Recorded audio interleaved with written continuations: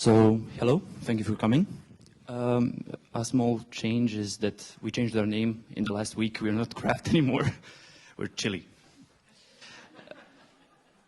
And yes, I would like to present our ongoing research. This is a work in progress, so I'm not going to present many conclusions, but I'm going to present our ideas, theories, and I'm looking forward to hearing your feedback.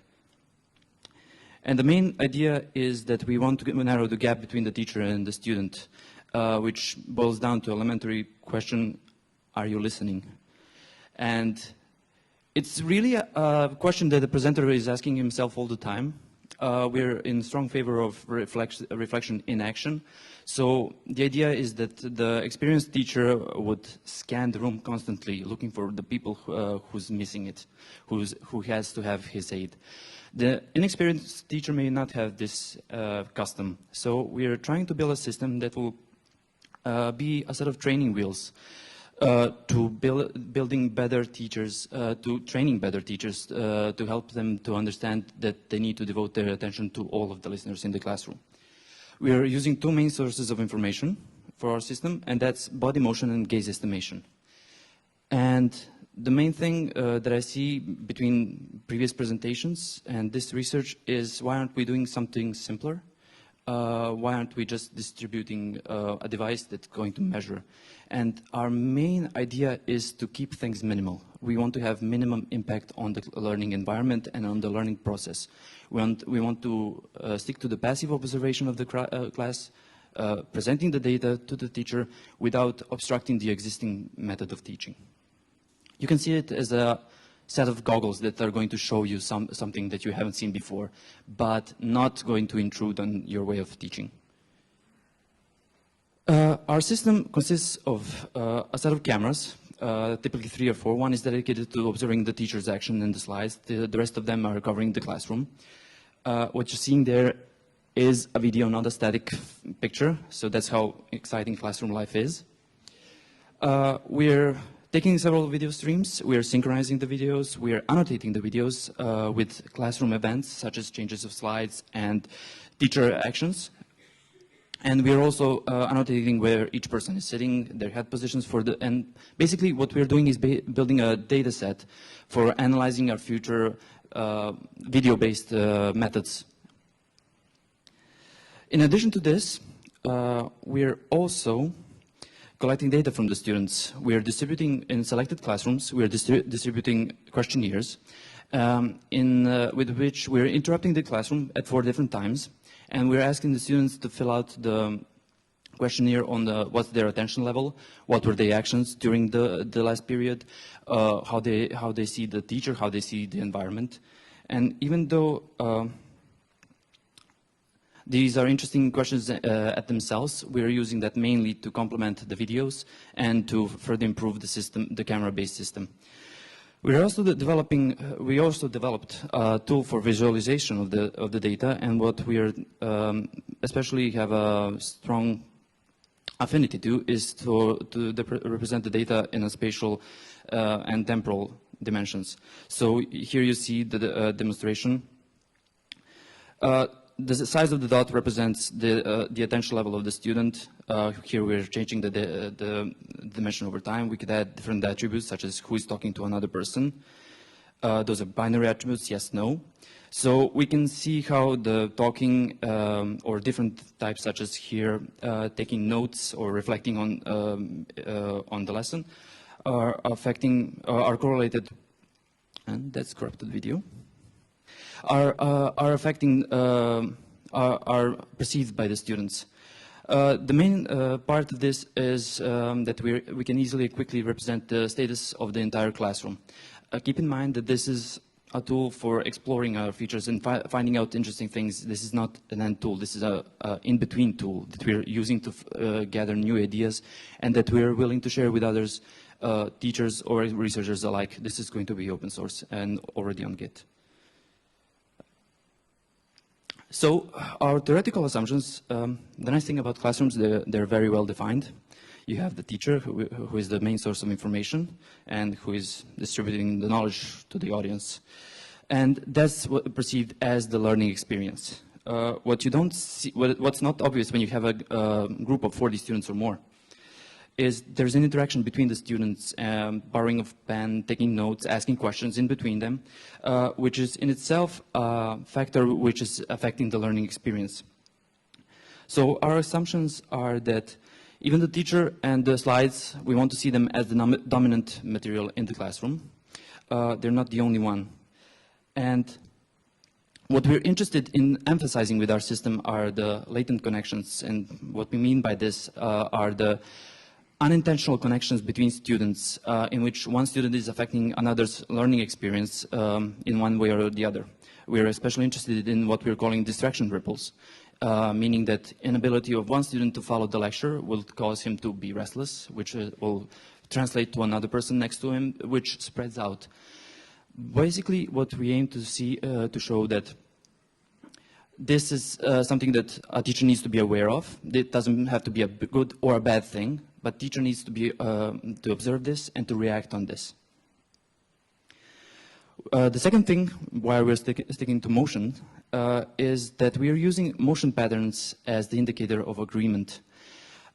Meaning, if two persons are moving, reacting in the same way, and I'm saying moving in a very general way, it means that they're affected by the common factor. We want to think that the common factor is the lesson plan. So basically, if every student in the classroom is taking notes at the same time, that's an important slide. And you see that as an action, as a synchronization of the whole group. On the other side, if only two persons are separated and moving at the same time, there could be talking. That's an isolated group of activities.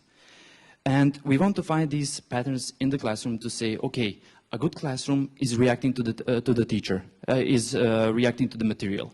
And we see a pattern or correlation between what's being presented and how the group reacted.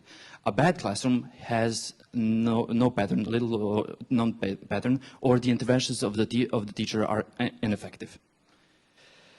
Bit of technical details, very brief. How do we measure movements? We're using computer vision technologies. That's the point of our system being uninvasive, where all it takes is a couple of cameras in the classroom, which I see the Department of Leuven is already installed, thank you. And we're using Lucas Canada point tracker, which is capable of measuring motion of, we don't need to know that there's a person there, we're just trying to detect there's a motion in that area. So with the annotation of the person, we are building a histogram of direction and intensity of motion. And it looks like this, basically. Upstairs, in the upper part, you have the video of the lecture. In the lower part, you have the graph of intensity of the motion. Here, I'm selecting one person in the front row, and you see the level of motion of that person. And you see now it's reaching a higher point of motion, which corresponds to him starting to take notes. This is again an exploration tool to say, I built this as a prototype to see, okay, I'm displaying just a single information over time. That's this person is moving or not moving. Is this useful?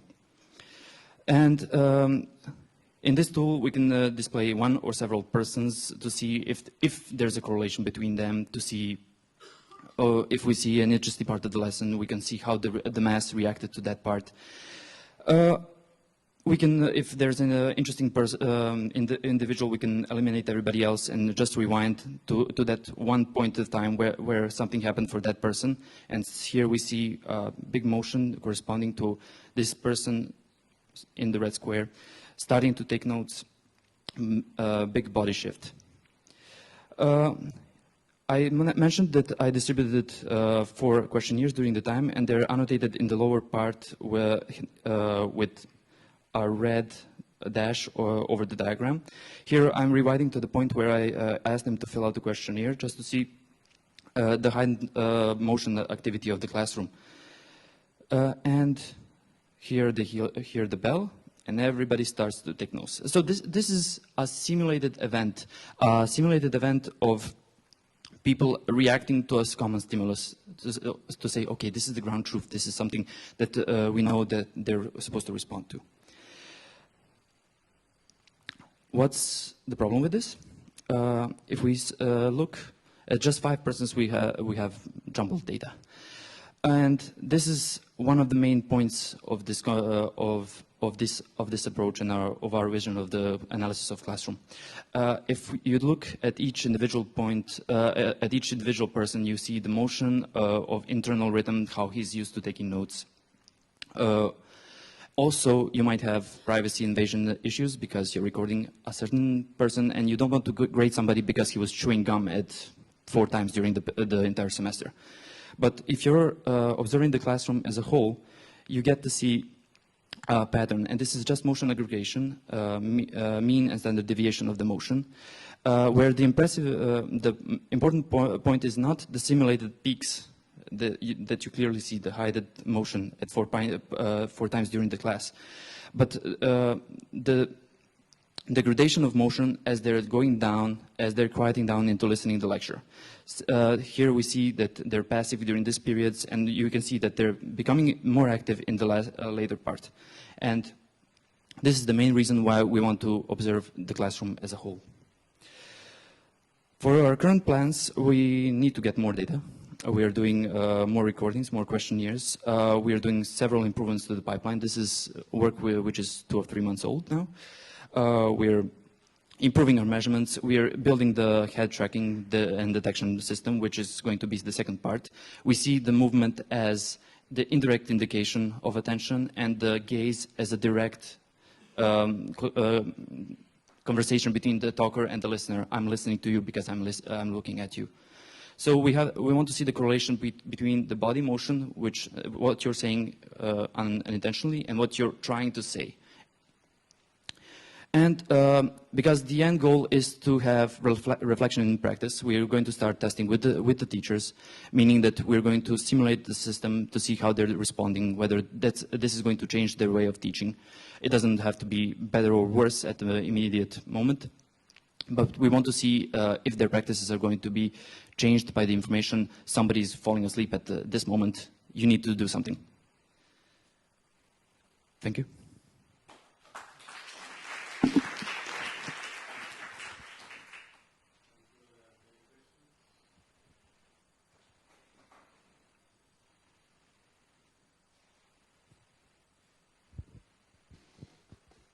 So what I'm wondering is that, so if you're doing these computer vision techniques from fixed cameras that are sort of viewing the entire classroom at the same time, with all the obstacles in the way and the skill issues, etc., do you think that such a system at some point will be able to really roughly accurately semantically annotate what people are doing and therefore automatically intervening, or do you think this will just be a system that will point the teacher to the right moments in the video to look back?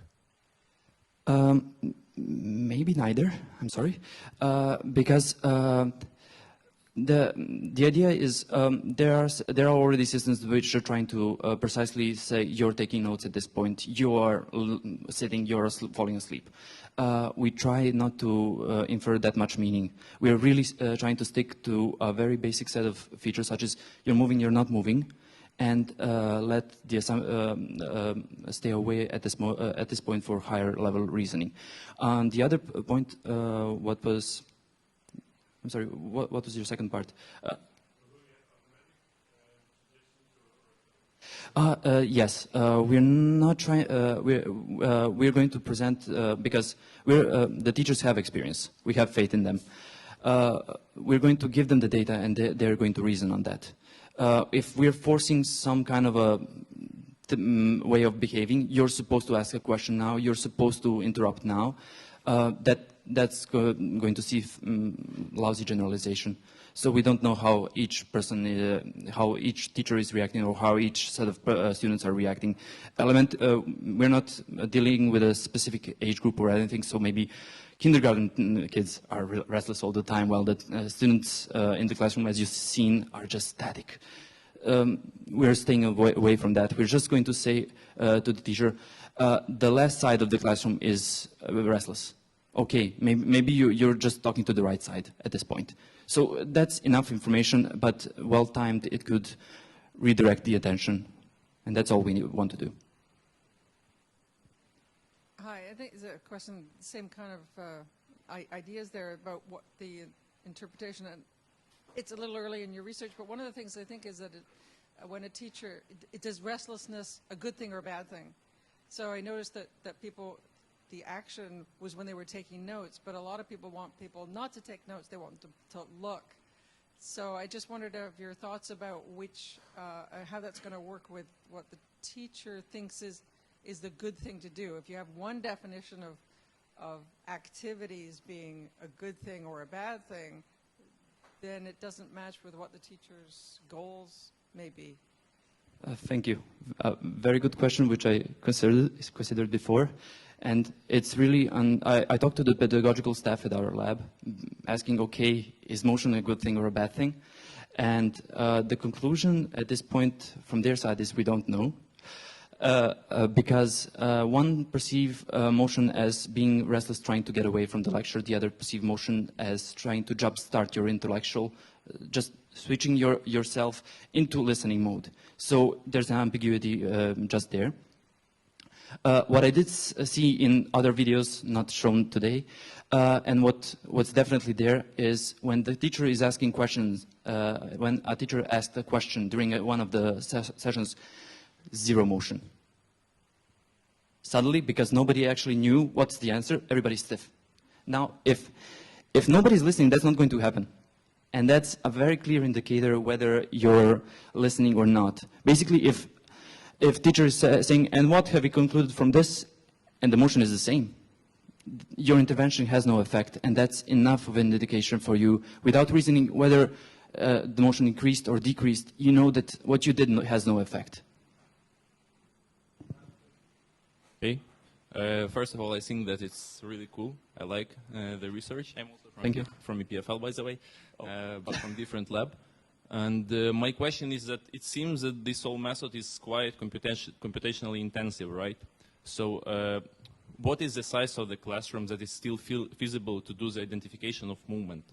And the second question, do you expect it in some time to become real-time, kind of? Because for me, it seems that now you do post-processing after the class has ended, then it takes some time, maybe day, maybe some hours to process. Do you expect the method to be working in real time at some point? Yes, we are aiming for that. All the technologies are picked with that in mind. There are more precise technologies of motion and segmentation and whatnot, which would give maybe better results. But we are aiming for this system to be real time at the end. Right now, it does take longer. It takes approximately 3 hours to process half an hour of footage. Which is because I'm not doing any optimization, and I'm trying just to see if it will actually give up meaningful feedback. At some point, giving bigger computational power and the potential is there to be real time, it's just a matter of scaling up. There is no direct connection with the number of persons in the classroom. It's a video, and whatever's in the video, it's a resolution, it's not the number of persons. Okay, thank you.